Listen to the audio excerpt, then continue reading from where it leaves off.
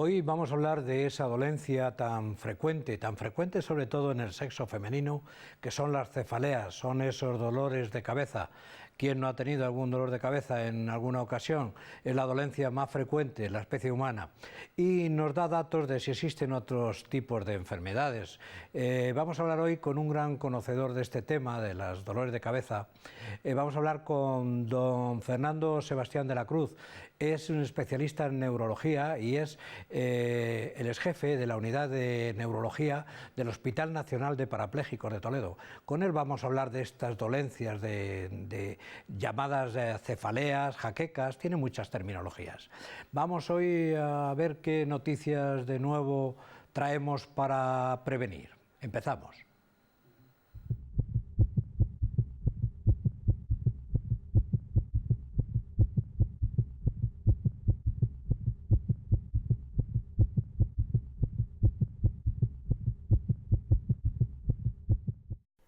Los ciclos del sueño y el estrés. Dormir mal en la fase MOR, movimiento ocular rápido, podría estar vinculado con un riesgo más alto de ansiedad y depresión. El estudio preliminar sugiere que el estrés emocional aumenta cuando esta fase está alterada, creando un círculo vicioso. Cuando la fase MOR está empezando, las hormonas claves de la activación, como la serotonina, la adrenalina y la dopamina, están inactivas. Esto es, cuando se duerme bien en esa fase, el impacto emocional de los recuerdos se procesa y se resuelve adecuadamente. Si el sueño en esa fase está alterado, se puede acumular el malestar emocional. Esto lleva al círculo vicioso de un estado de activación demasiado alto, durante el cual el insomnio fomenta el malestar. Dormir conlleva entrar en 5 fases diferentes durante el sueño, pasando del sueño ligero al sueño profundo y al sueño MOR. Este ciclo se repite varias veces durante la noche.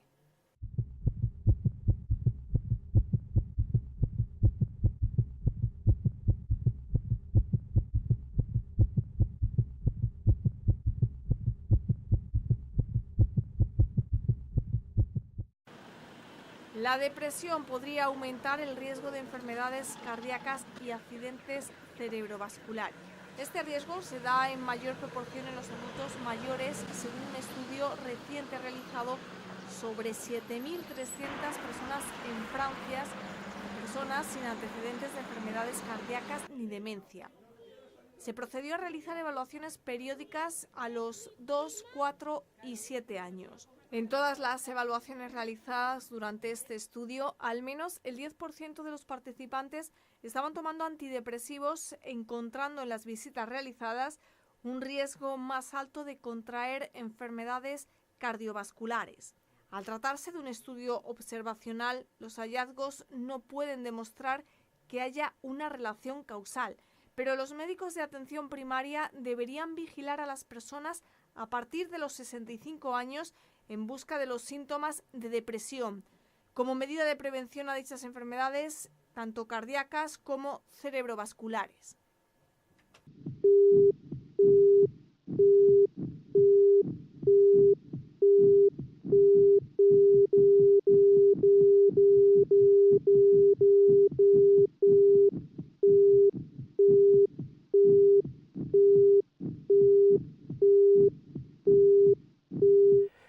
El dolor de cabeza en concreto es una de las dolencias más frecuentes de la raza humana. ¿Quién no ha padecido en algún momento de su vida una cefalea? El dolor de cabeza, que se conoce como tal, como cefalea, bien sea jaqueca, migraña, tiene determinados nombres.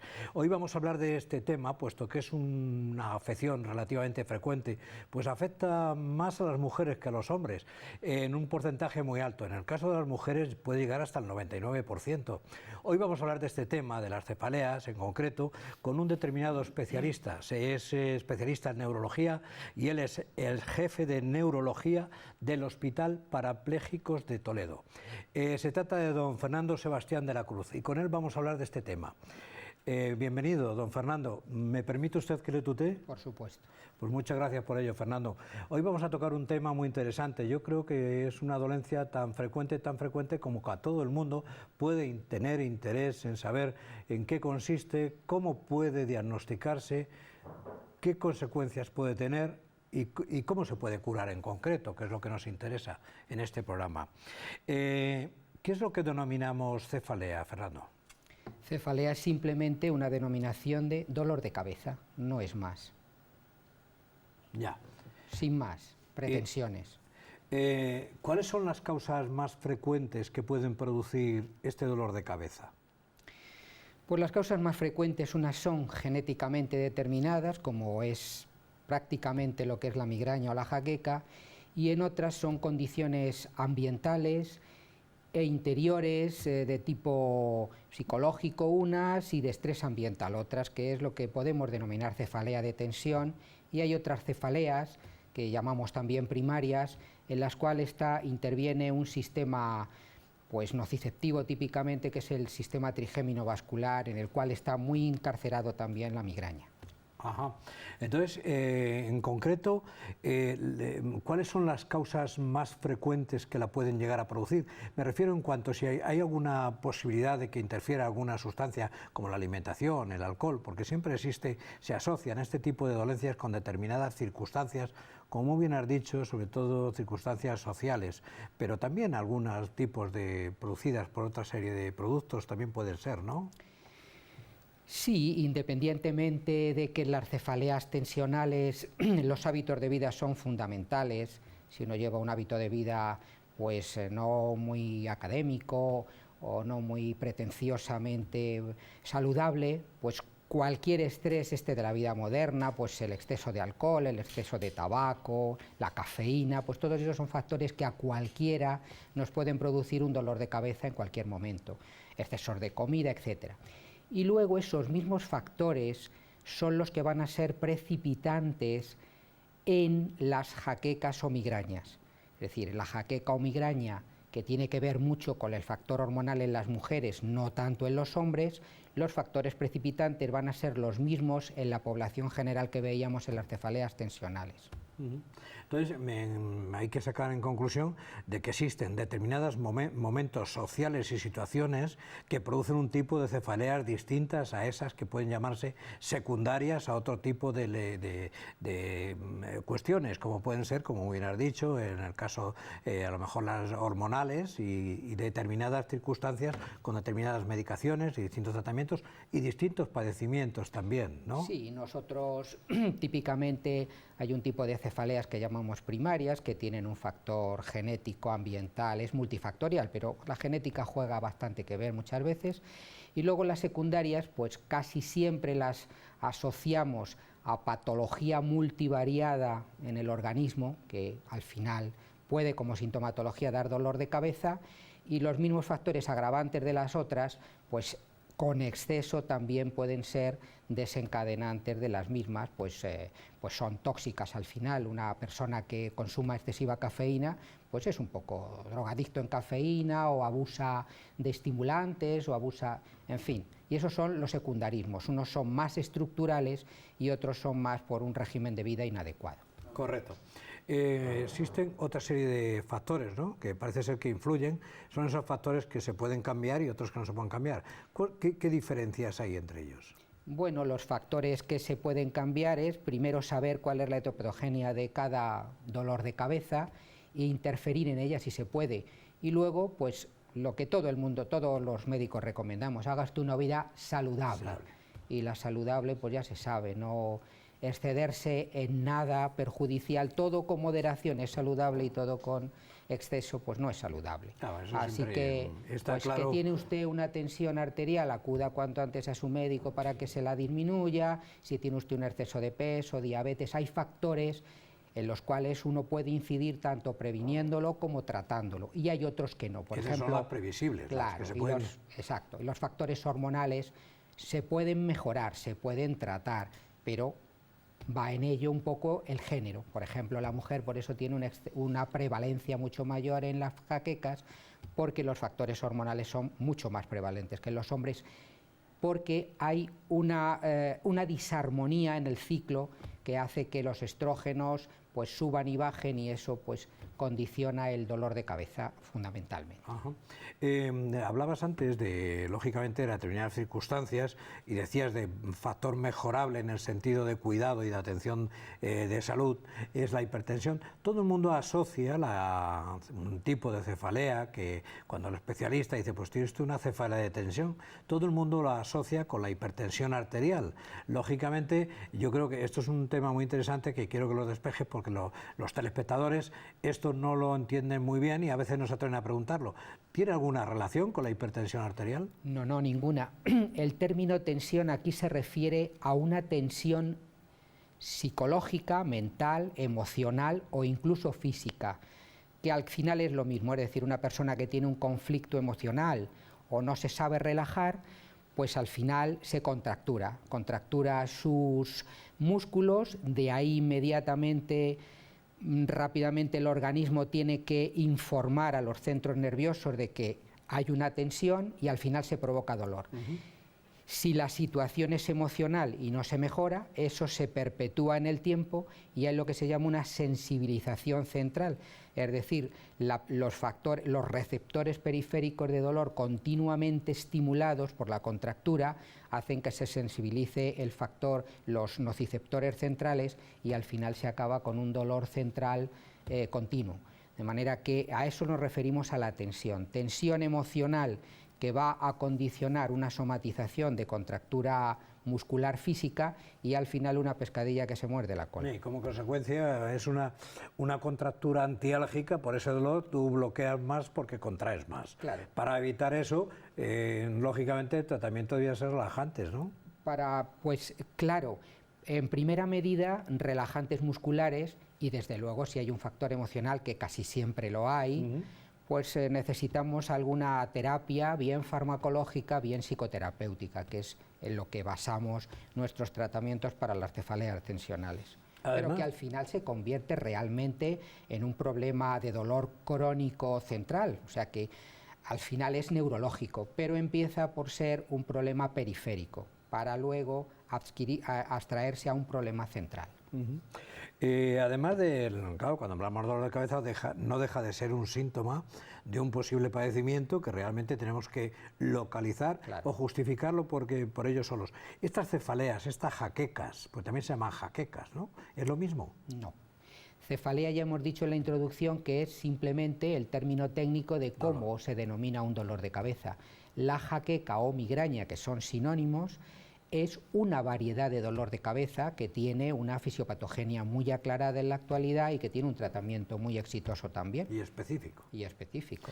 ¿Qué otros síntomas, además del dolor de cabeza, por decirlo así ya, sacándolo del contexto de la migraña o la jaqueca, qué otros síntomas puede presentar el dolor de cabeza?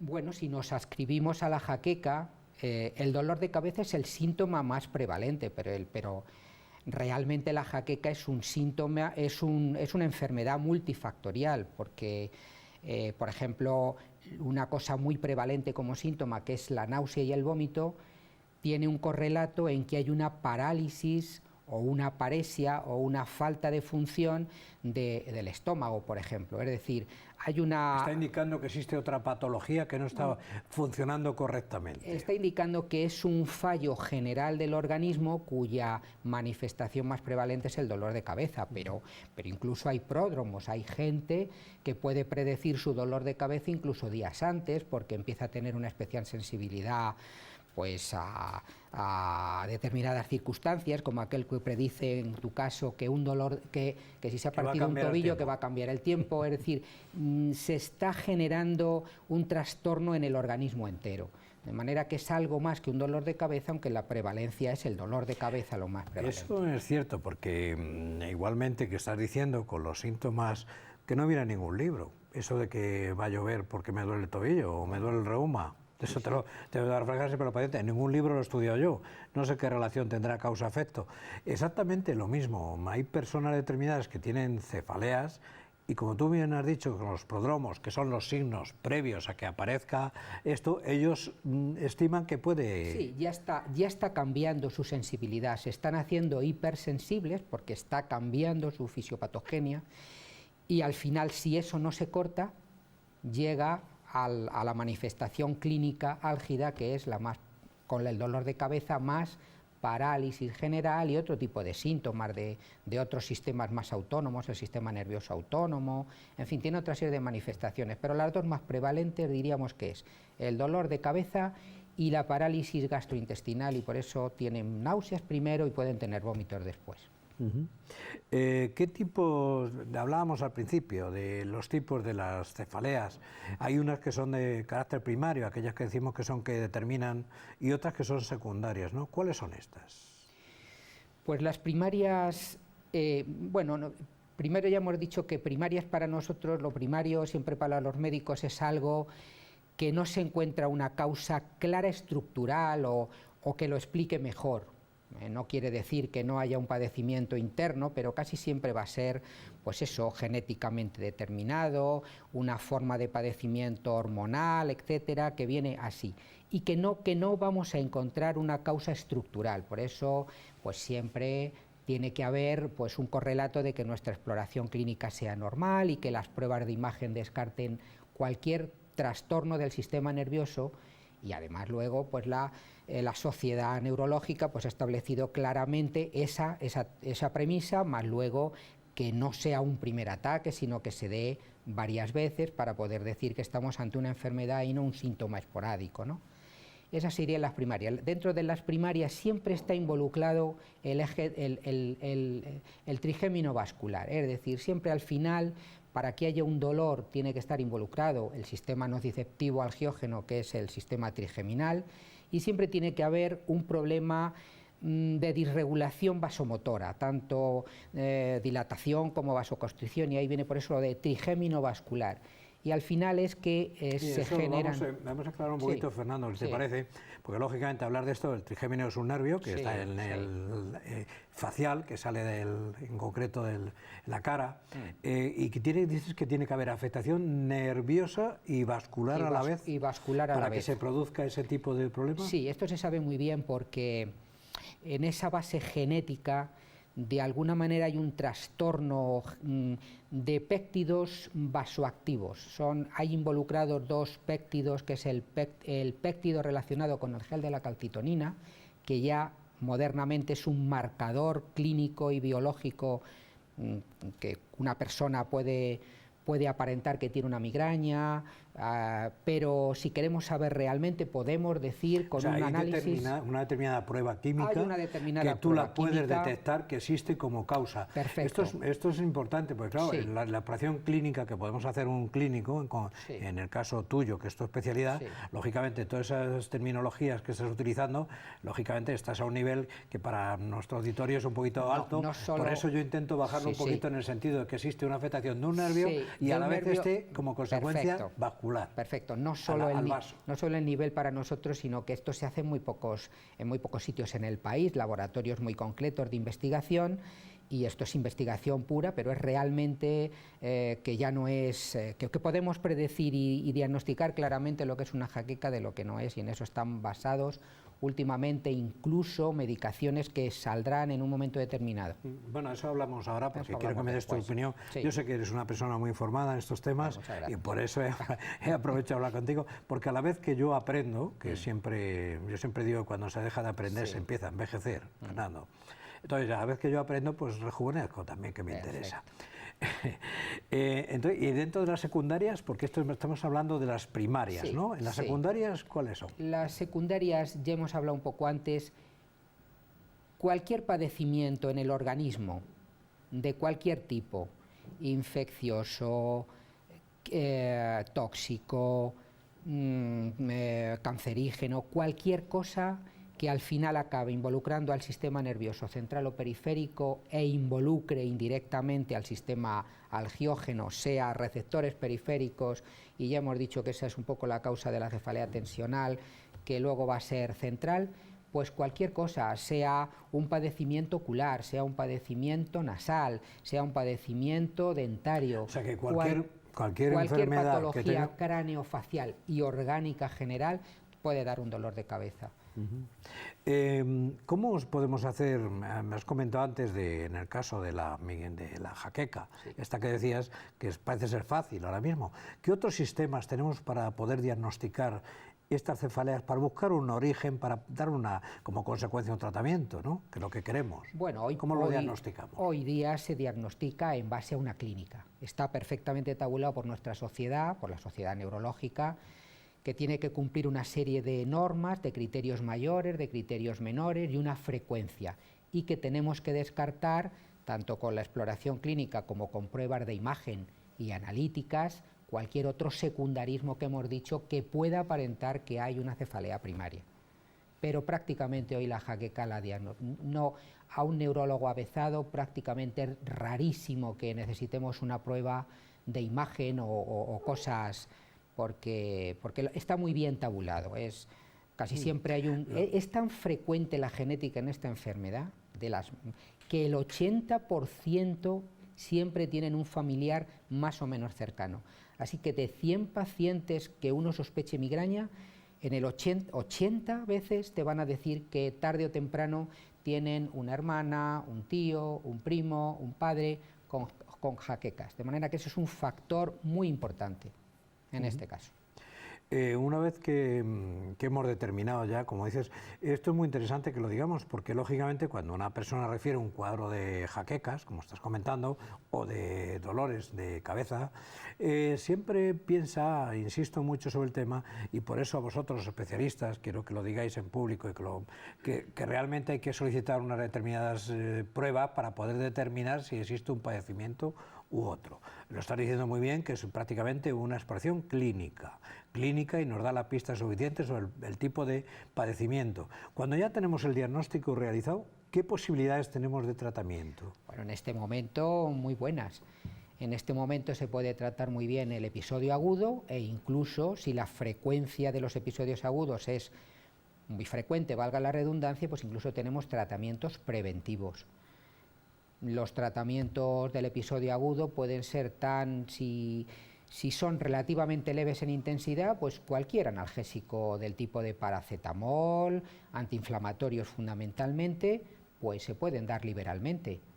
Si ya son ataques más severos, tenemos unos agonistas de la serotonina, que ahí viene un poco claro la investigación sobre la jaqueca, etcétera, dónde se hace el dolor y cuál es la fisiopatogenia, y son los llamados triptanes, son agonistas serotoninérgicos y van estupendamente porque lo que hacen es incidir en esa patogenia que hemos comentado antes, que regulan los sistemas trigeminal y vascular y frenan la evolución de la migraña. Y son extraordinarios. Prácticamente en 2 horas el episodio agudo puede estar mejorado. Resuelto, muy bien. ¿Qué hay de nuevo escrito? ¿Qué cosas que no hayamos dicho de esta enfermedad que merezca la pena referirse? Bueno, en parte lo hemos dicho un poco a la media de la charla, los factores el gen relacionado con la calcitonina y el péptido intestinal vasoactivo, que son, bueno, pues como 2 hormonas interiores que descolocan un poco al sistema trigeminal y al vascular. Y en relación con eso, y como en todas las enfermedades, sabiendo la patogenia, podemos darle al farmacólogo una base para que haga nuevas cosas. Correcto. Y esas nuevas cosas, como es el gen de la procalcitonina, se llaman gepantes. Los gepantes están siendo a día de hoy tan importantes como los triptanes. Lo que pasa es que todavía no han salido al comercio porque han dado una hepatotoxicidad que no es muy, pero es una cosa a tener en cuenta en futuro porque van a salir tarde o temprano los gepantes como nueva cosa. Bueno, vamos a quedarnos pendientes de esto. Perfecto. Porque, como hemos dicho, la incidencia del dolor de cabeza es muy grande. Vamos a quedarnos en expectativa para poder resolver los dolores y las causas y los orígenes. Y las prevenciones pues lo tenemos los famosos, bueno, ahí hay antagonistas del calcio. Ese calcio es no el calcio sanguíneo, sino el calcio que hay en las paredes vasculares, precisamente para inhibir esa vasorreactividad, y los betabloqueantes, fundamentalmente, y todo lo que utilizamos ahora nosotros para el tratamiento del dolor neuropático, y que lo utilizamos también pues para la epilepsia, en fin, fármacos de este tipo, ¿no? Así que hay incluso modernamente para cuando se cronifica la toxina botulínica dada pericranealmente. Muy bien. Bueno, Fernando, muchas gracias por haber venido al programa. Nos has dado una lección magistral. Tendremos que ponernos a estudiar un poquito. Pero vamos, lo que ha quedado claro es que el sufrimiento tiene arreglo y que afortunadamente se avanza científicamente, y eso es lo que nos interesa en este programa. Justificar el padecimiento lo primero y dar una solución al mismo. Claro, muchísimas gracias por haber venido al programa, y creo que nos vamos a ver otro día, si te parece, y vamos a hablar de otro tema muy interesante que sé que tú eres gran conocedor y que parece ser que todo el mundo conoce lo que es, parece ser que es una cosa nueva. Lo vamos a dejar así para el próximo día, hablemos de este tema, ¿te parece? Pues perfecto. Pues muchas gracias por haberme invitado, y si me invitáis otra vez, pues encantado de volver. Estás invitado siempre, Fernando. Muchas gracias. Gracias.